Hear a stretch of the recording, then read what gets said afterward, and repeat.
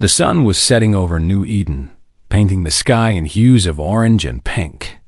The colony, nestled on a distant planet at the edge of explored space, was peaceful.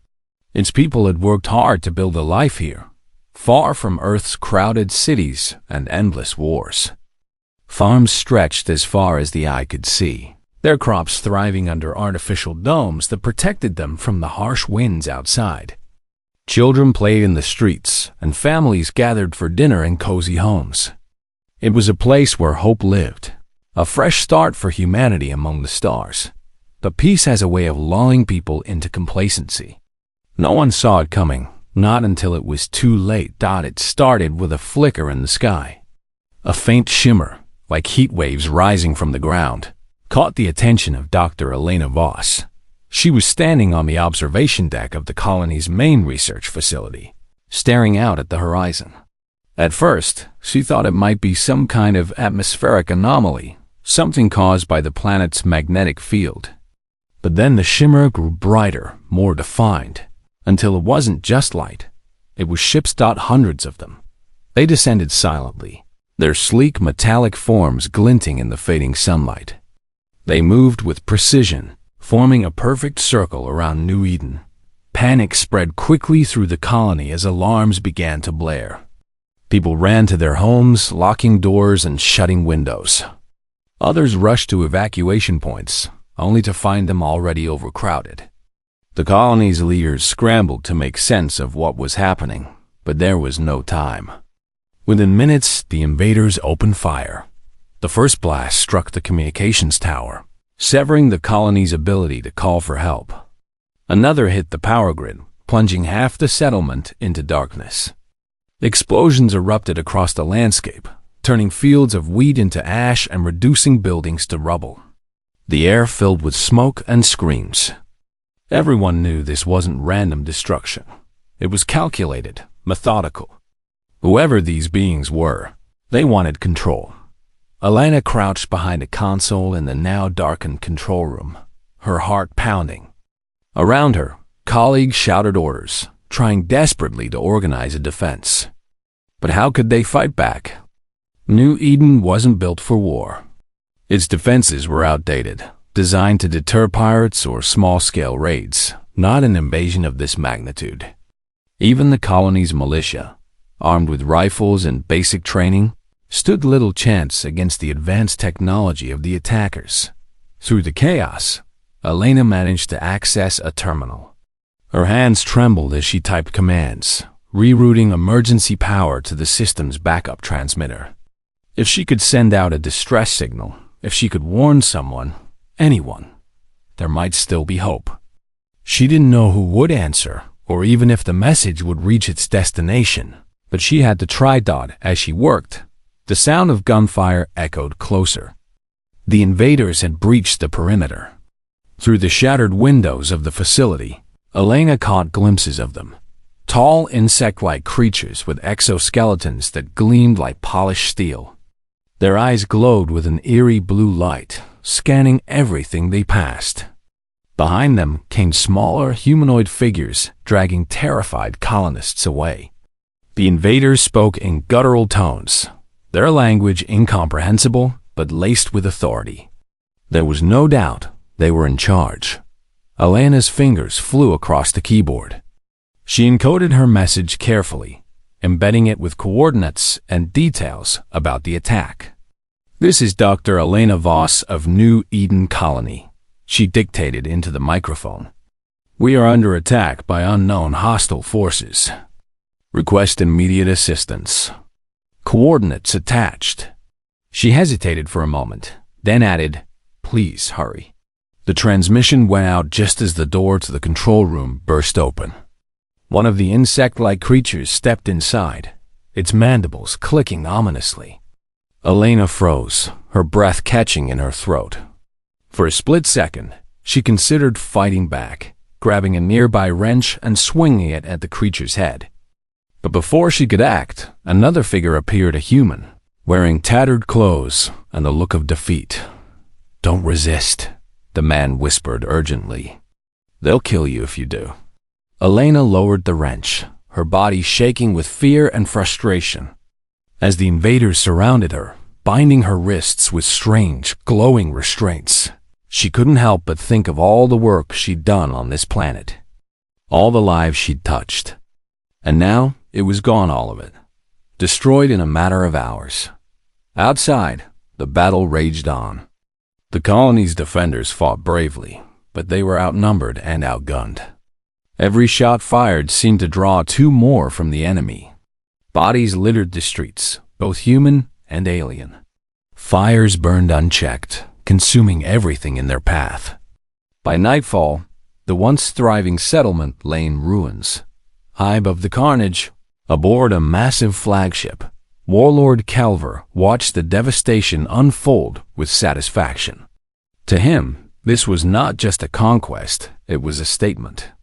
The Vorthic hegemony had spent centuries expanding its empire, subjugating weaker species and claiming their resources. Humanity, with its scattered colonies and lack of unity, posed no real threat. Or so he believed. Calver turned to his advisors, who hovered nervously nearby. "The humans will learn," he said, his voice cold and commanding. "They will see that resistance is futile. Once we break their spirit, they will serve us willingly." But deep down, a tiny seed of doubt lingered. Something about the way the humans had fought, not just today, but throughout history, gave him pause. They were fragile, yes, but also tenacious, resourceful, dangerous, even when cornered. Still, he dismissed the thought. What mattered now was victory. And victory, he assured himself, was assured. Little did he know, Elena's message had traveled farther than he or anyone else could have imagined. Past the jamming signals of the Vorthic fleet, past the borders of known space, it reached a planet unlike any other. A planet called Earth. And Earth was listening. The signal traveled through the vast emptiness of space, a faint whisper of desperation carried by electromagnetic waves. It crossed stars and galaxies, slipping past cosmic storms and asteroid fields until it reached its destination, Earth. But this was not the Earth humanity had left behind. Centuries ago, a blue-green jewel teeming with life and promise. This was a planet that had been forged in fire, shaped by hardship, and hardened into something almost unrecognizable. Earth was no longer just a home. It was a death world. Its surface was scarred by endless natural disasters, volcanic eruptions, hurricanes, earthquakes, and floods that could wipe out entire cities in moments. Predators roamed freely, creatures so deadly they made the fiercest animals of old seem tame by comparison. The air itself was toxic in some regions, forcing humans to adapt or perish. And yet, against all odds, humanity had survived. Not only survived, but thrived. The people of Earth were different now. They were leaner, stronger, faster. Their bodies had evolved to withstand extreme conditions, their minds sharpened by constant danger. Every man, woman, and child knew how to fight, not because they wanted to, but because they had to. Survival was not a luxury here. It was a necessity. Over time, humanity's focus shifted from exploration and discovery to resilience and dominance. Earth became less of a cradle for civilization and more of a fortress, a place where strength was valued above all else. When Elena's SOS reached Earth, it did not go unnoticed.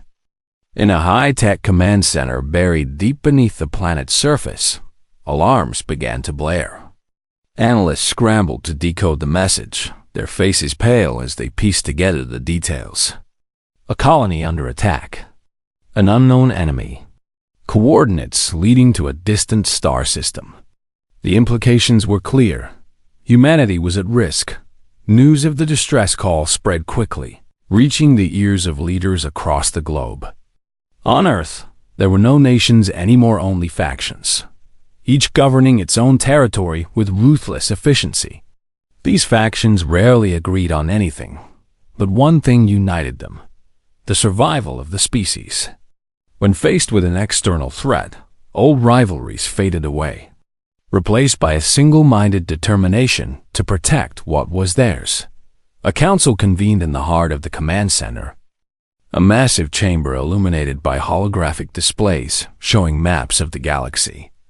Around the table sat representatives from every major faction, generals clad in battle-worn armor, scientists whose eyes gleamed with intelligence, corporate magnates whose wealth rivaled kingdoms. At the head of the table stood Commander Marcus Kane, a towering figure whose reputation preceded him. He was a veteran of countless battles, his body marked by scars earned in combat against Earth's deadliest predators. His voice carried authority, and when he spoke, people listened. "This isn't just about New Eden," Kane said, his tone firm but measured. "If we let this stand, if we allow these invaders to take one of our colonies without consequence, they'll see us as weak. They'll come for Earth next." Murmurs rippled through the room. Some nodded in agreement, while others hesitated. Sending forces to such a distant location would require resources they couldn't afford to lose. What if the colony was already beyond saving? What if this was a trap? Elena's message played again over the speakers, her voice trembling but resolute. "Please hurry." The words hung heavy in the air, a reminder of the lives hanging in the balance. Kane slammed his fist on the table, silencing the dissent. "We don't abandon our own," he growled. "Not ever. If we do, we're no better than the monsters who attacked them." His words struck a nerve. Slowly, reluctantly, the council members began to nod. Earth would respond not with diplomacy or negotiation, but with force. This was not a plea for help. It was a declaration of war. Preparations began immediately. Ships were readied, their hulls reinforced with materials mined from Earth's most treacherous regions. Weapon systems were calibrated, drawing power from fusion reactors capable of sustaining entire cities. Soldiers were called to duty, their ranks filled with men and women who had grown up fighting for survival. Each volunteer underwent rigorous testing to ensure they were ready for whatever awaited them. There was no room for weakness on this mission. Among the chosen was Lieutenant Sarah Quinn, a young officer known for her quick thinking and unwavering courage. She had spent years patrolling Earth's most dangerous zones, fending off predators and rescuing survivors from collapsed shelters. Now, she found herself standing aboard one of the fleet's flagship vessels, staring out at the rows of soldiers preparing for departure. Her heart raced with a mix of excitement and dread. This wasn't like any mission she'd faced before. Out there, beyond the safety of Earth's atmosphere, lay the unknown dot. As the fleet launched into space, Earth disappeared behind them, shrinking to a tiny dot before vanishing altogether. The journey to New Eden would take weeks, even with the fastest engines available. During that time, the crew trained tirelessly, honing their skills and studying every scrap of information they had about the invaders. They knew little only that the enemy was organized, technologically advanced, and ruthless. But ignorance didn't breed fear among these warriors. It bred determination. Commander Kane addressed the fleet via hologram, his image projected onto screens throughout the ships. "This is not just another battle," he said, his voice steady and commanding. "This is a test of who we are and what we stand for. We go to New Eden not as conquerors, but as protectors. We will show the galaxy that humanity does not bow. We do not break. We fight." His words resonated with everyone aboard the ships. For many, this was more than a mission. It was a chance to prove themselves, to remind the universe why Earth was feared. Stories of the Deathworlders had spread far and wide, tales of a species that thrived where others perished. To outsiders, Earth was a mystery, a place shrouded in legend. Some believed it was cursed, others thought it was abandoned. Few dared approach it, and fewer still returned to tell the tale. Those who did spoke of humans, unlike any others, fierce, Relentless, unstoppable. Weeks passed, and the fleet drew closer to New Eden. Intelligence reports painted a grim picture. The colony was in ruins, its population decimated. Survivors huddled in underground bunkers, clinging to life as the invaders tightened their grip. The Vorthic hegemony, as the attackers called themselves, showed no mercy. They viewed humanity as inferior, weak, unworthy of existence. Their arrogance blinded them to the truth. They had awoken something far more dangerous than they could imagine. Finally, the fleet arrived. Through the windows of the lead ship, the crew saw the devastation for the first time. Smoke choked the skies, and flames licked at the horizon. Buildings lay in rubble, their skeletal remains jutting out like broken bones.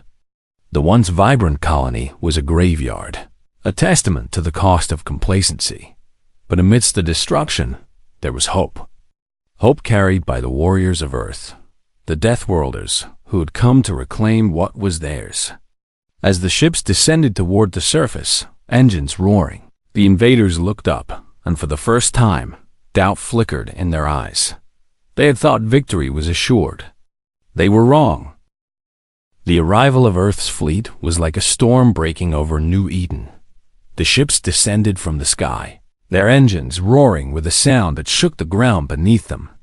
To the survivors hiding in bunkers and ruins below, it felt like both salvation and chaos all at once. For the invaders, the Vorthic hegemony, it was something else entirely. Confusion, fear, and disbelief. The Vorthics had never seen anything like these ships. Sleek yet rugged, they were built not for elegance, but for survival. Their hulls bore scars from battles fought in Earth's harshest environments, patched together with materials scavenged from the planet's most dangerous regions. These were not the polished vessels of an empire.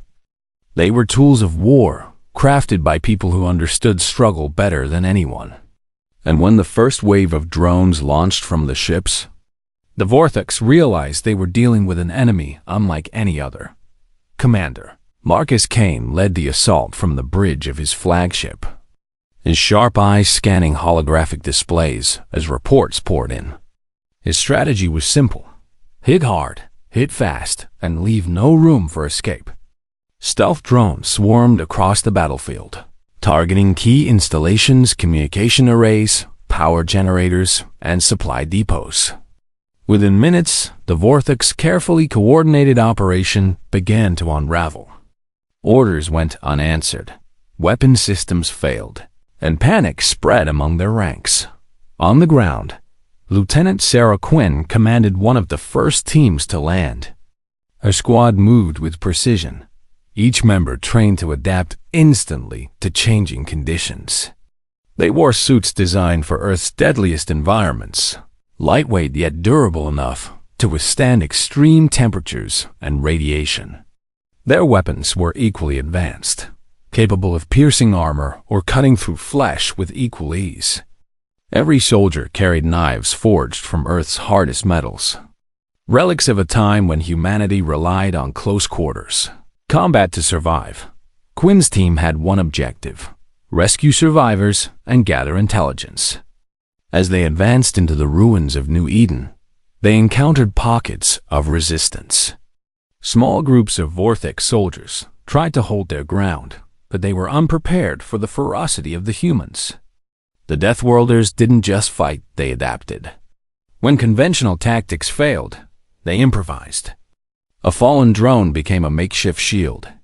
A piece of debris turned into a weapon. Every movement was calculated. Every action driven by instinct, honed through years of surviving. Earth's challenges it wasn't long before Quinn's team discovered Elena Voss. She was being held in a makeshift prison camp. Her body battered, but her spirit unbroken. When Quinn found her, Elena was sitting cross-legged on the floor, clutching a shard of metal she intended to use as a weapon if necessary. Her eyes widened as the human soldiers burst into the room, their faces obscured by helmets. "Don't shoot!" Quinn shouted, raising her hand slightly to show she meant no harm. "We're here to help." Elena blinked, disbelieving. You're "You're from Earth?" she asked, her voice trembling. "Yes," Quinn replied, kneeling beside her. "We came as soon as we got your message." For a moment, Elena simply stared, tears welling up in her eyes. Then she nodded, gripping Quinn's arm tightly. "Thank you," she whispered. "You have no idea what this means." With Elena freed, the team pressed onward, gathering more survivors along the way. Each person they rescued added another layer to their understanding of the situation. The Vortex weren't just conquerors, they were enslavers. Those they didn't kill outright were forced into labor, building fortifications or mining resources under brutal conditions. The few who resisted were executed publicly, their bodies left as warnings to others. Back aboard the flagship, Commander Kane reviewed the intel gathered by Quinn's team. He studied maps of the colony, identifying choke points and weak spots in the Vorthic defenses. What he saw filled him with grim satisfaction. The invaders had grown complacent, assuming their superior numbers and technology would guarantee victory. They hadn't anticipated humanity's resilience or its ingenuity. Kane called a meeting with his top officers. Around the table sat men and women whose faces were etched with determination. There was no hesitation in their expressions, only focus. This was what they had trained for, what they had lived for. Earth had sent its best, and they would not fail. "We've weakened them," Kane said, pointing to the holographic display. "But they still outnumber us. If we want to win this, we need to strike where it hurts most their leadership." His plan was bold, almost reckless. He proposed sending a small strike force deep behind enemy lines to capture Warlord Calver, the leader of the Vorthic invasion. Without him, the invaders would be thrown into disarray.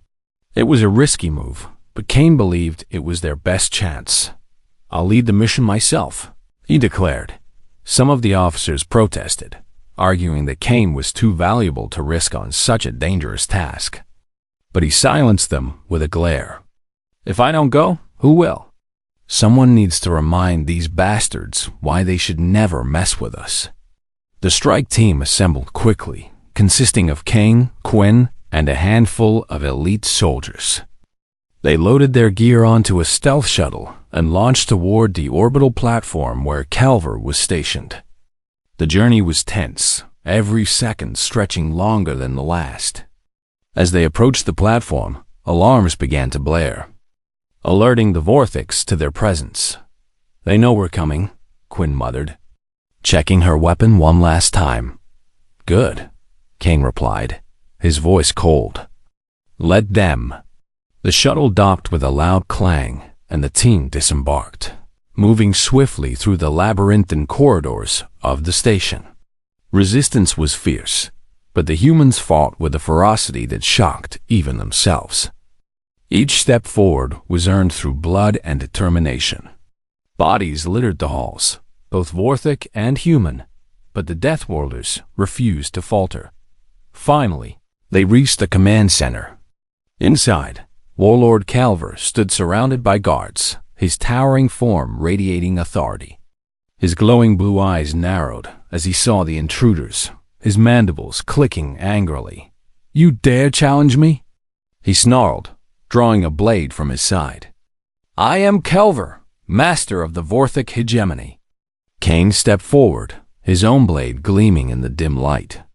"And I am Marcus Kane, protector of humanity. Your reign ends here." The two clashed in a brutal duel, their movements a blur of steel and fury. Calver was strong, his exoskeleton nearly impenetrable, but Kane was faster. Years of hunting Earth's apex predators had taught him how to exploit weaknesses, how to turn an opponent's strength against them.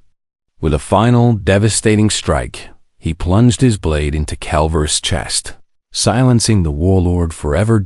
As Calver fell, the station erupted into chaos. The remaining Vortex scrambled to regroup, but without their leader, their discipline crumbled. The humans seized the opportunity, broadcasting Calver's death across the battlefield. The effect was immediate.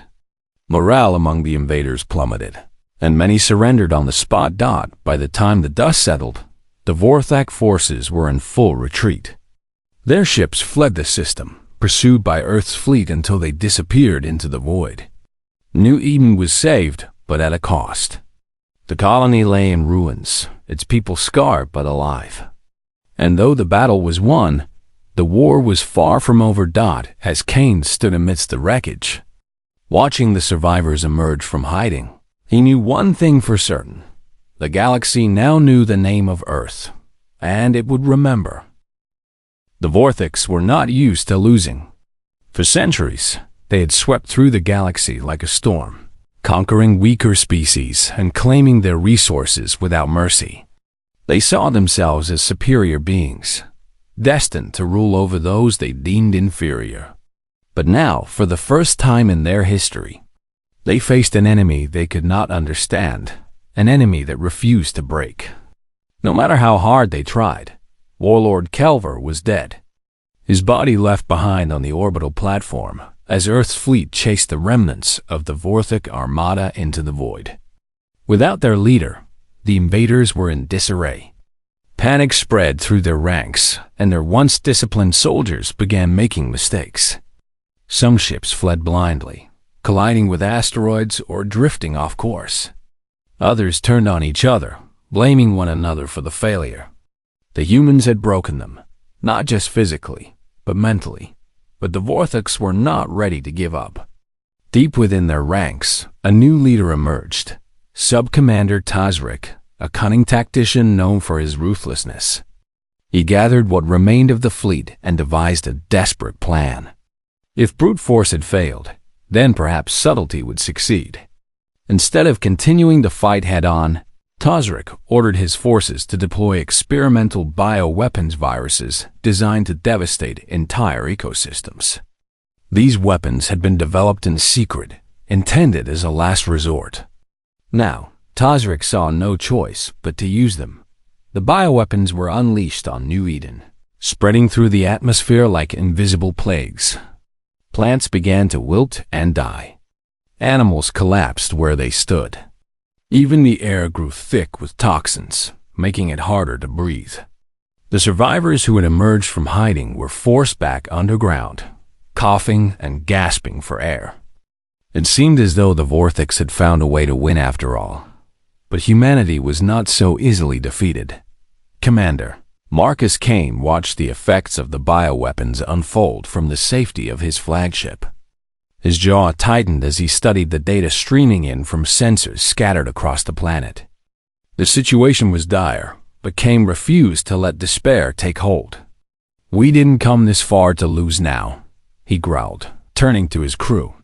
"Find me a solution?" The scientists aboard the fleet worked tirelessly, analyzing samples of the bioweapons and testing possible countermeasures. Back on Earth, humanity had faced countless threats from its environment viruses, radiation, toxic chemicals, and survived. The same resilience that allowed humans to endure their Deathworld home gave them an edge here. With Elena Voss's help, they identified weaknesses in the bioweapons design.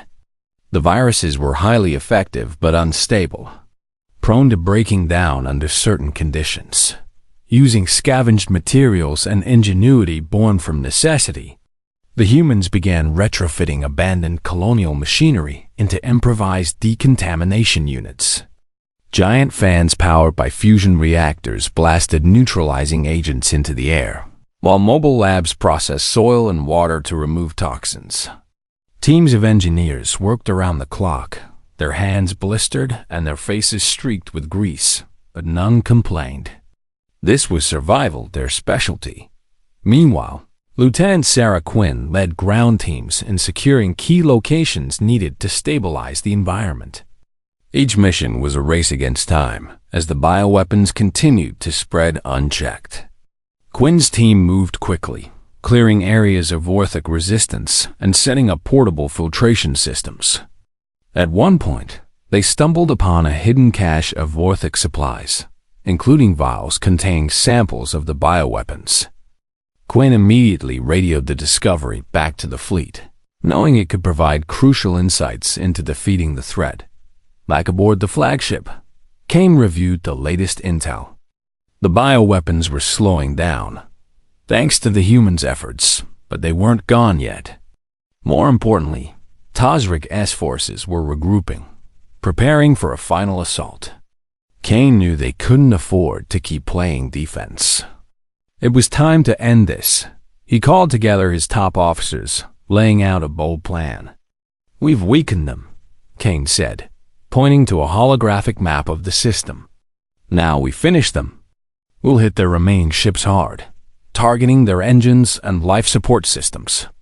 Once they're disabled, we board them and take control. No retreats. No surrenders." The officers nodded grimly, understanding the stakes.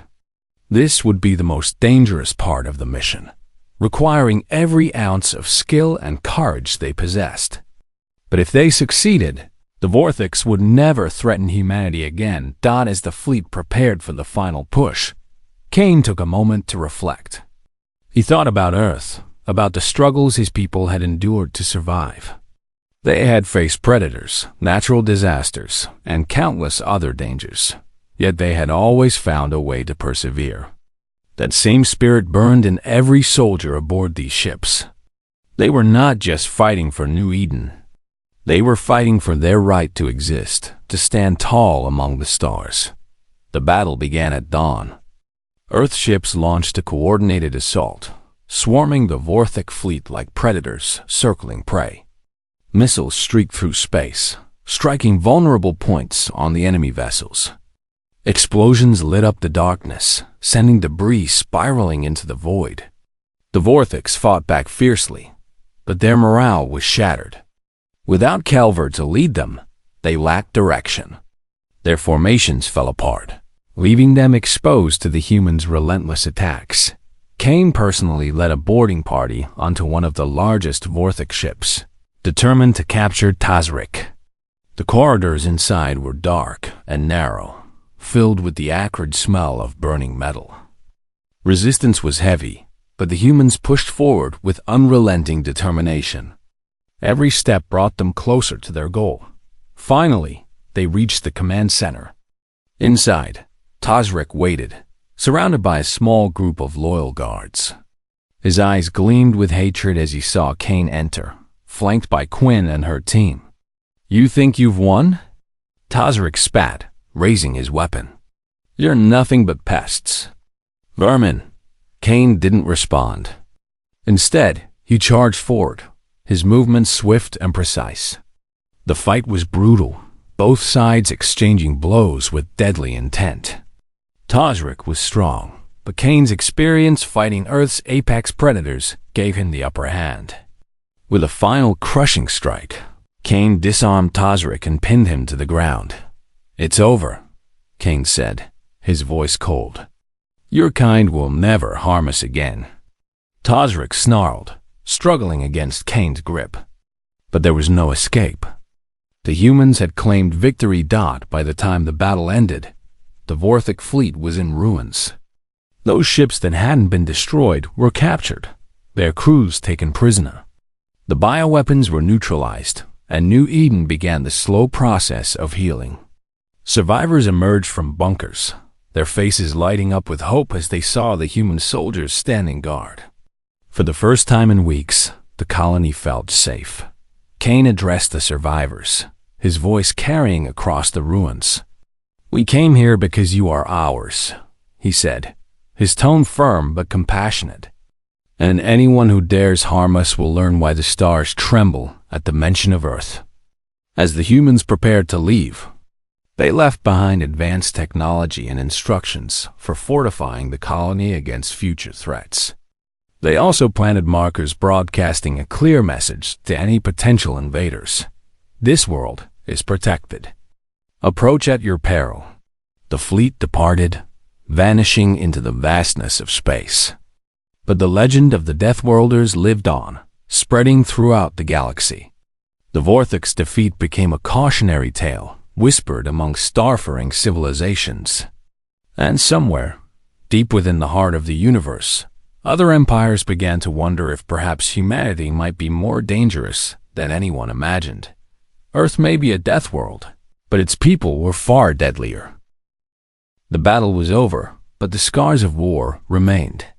New Eden lay in ruins, its once thriving fields reduced to ash and its cities nothing more than rubble. The air still carried the faint scent of smoke, and the ground bore the marks of countless explosions. Yet, amidst the devastation, there was a sense of hope. The survivors who had endured weeks of terror now stepped cautiously into the light, their faces etched with exhaustion but also relief. They had been saved, not by chance, but by the determination of those who refused to abandon them. Commander Marcus Kane stood at the edge of what used to be the colony's central plaza, his boots crunching against broken glass and debris. Around him, teams of engineers and medics worked tirelessly, clearing paths, treating the wounded, and setting up temporary shelters for the displaced. The humans from Earth moved with purpose, their actions driven by years of surviving under impossible conditions. To them, this was not just cleanup. It was another fight won against despair and loss. Elena Voss approached Kane, her steps hesitant. She had changed since he first met her. Her eyes were harder, her posture straighter. The horrors she had witnessed had left their mark, but so had the courage she had found within herself. "Commander," she said softly, stopping a few feet away. I don't know how to thank you." Kane turned to face her, his expression unreadable. For a moment, he simply studied her, as if trying to gauge whether she truly understood what had happened here. Then, he nodded slowly.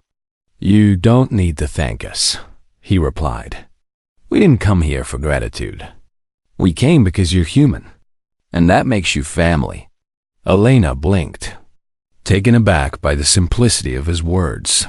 Family. She had never thought of humanity in such terms. Before not until she saw what lengths these strangers were willing to go to protect her. It was humbling and terrifying. If Earth could mobilize an entire fleet to save one colony, what else were they capable of? As Kane walked away, Elena noticed something else. The soldiers weren't just rebuilding, they were fortifying. Walls made of reinforced materials rose around key locations, designed to withstand future attacks. Sensors and drones patrolled the skies, scanning for any sign of danger. The message was clear. New Eden would rise again, stronger and more resilient than ever. But it wouldn't be defenseless. Lieutenant Sarah Quinn oversaw much of the reconstruction effort. Her team worked closely with the colonists, teaching them basic survival skills and showing them how to use the advanced technology left behind by the fleet. "This isn't just about fixing what's broken," Quinn told a group of survivors during one training session. "It's about making sure you're ready for whatever comes next. You've got grit. That's half the battle. Now we're giving you the tools to win." The colonists listened intently, soaking up every word. Many of them had never held a weapon or fought for their lives before the invasion. But now, they understood the stakes. Survival wasn't guaranteed, it had to be earned. And thanks to Quinn and her team, they were learning how to do just that. Meanwhile, aboard the flagship, King reviewed the final reports from the mission. The Vorthic hegemony had been dealt a devastating blow, but it wasn't gone. Scattered remnants of their fleet still drifted through space, regrouping and licking their wounds. Tazrik's capture had sent shockwaves through their ranks, but Kane knew better than to assume victory was permanent. Empires like the Vorthics didn't fall easily. Sooner or later, they would try again. But next time, they would think twice. Kane called together his officers for one last meeting before departure. The mood in the room was somber yet triumphant. These men and women had faced unimaginable odds and emerged victorious. They had proven not only to the galaxy, but also to themselves that humanity was a force to be reckoned with. This was more than a rescue mission. Kane began, his voice steady. It was a statement. A message to anyone out there who thinks they can take what's ours without consequence. Let them hear about this day. Let them remember what happens when they cross us. He paused, letting his words sink in. Then, he added, but remember this. We didn't win because we're stronger or smarter. We won because we refuse to give up. Because we adapt. Because we fight not just for ourselves, but for each other. That's what makes us dangerous. When the meeting ended, Kane walked to the observation deck, staring out at the battered planet below. From this distance, New Eden looked small and fragile, like a flickering candle in the vast darkness of space. But Kane knew better. He had seen the fire burning inside its people, the same fire that burned inside every human back on Earth. It was a fire that couldn't be extinguished. No matter how hard others tried, the fleet prepared to leave, its ships lining up for departure. As the engines roared to life, the colonists gathered outside, watching in awe as the massive vessels lifted off. Some waved, others saluted, and a few simply stood in silence, overwhelmed by gratitude. They knew they owed their lives to these warriors, but they also knew something else. Earth wasn't just a place. It was a promise that no matter where humanity went, it would always stand together. As the ships disappeared into the stars, word of the battle spread throughout the galaxy. Stories of the Deathworlders reached distant civilizations, sparking both fear and admiration. Merchants whispered tales of Earth's unyielding defenders in crowded marketplaces. Scholars debated whether humanity's resilience stemmed from their environment or their spirit. And rulers pondered whether it was wise to test the limits of Earth's fury. For the Vortex, the defeat was a humiliation they could not ignore. Survivors of the Armada returned to their homeworld, carrying news of their failure. Their leaders convened in secret, discussing how to counter this unexpected threat. Some argued for retaliation, while others suggested caution. After all, humanity had shown they were not just survivors, they were predators. Predators that hunted those who dared harm them. Back on Earth, life continued as it always had, harsh, unforgiving, and relentless.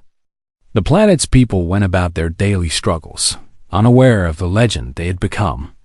To them, survival was not extraordinary. It was ordinary. But somewhere deep within the collective consciousness of humanity, a new understanding took root.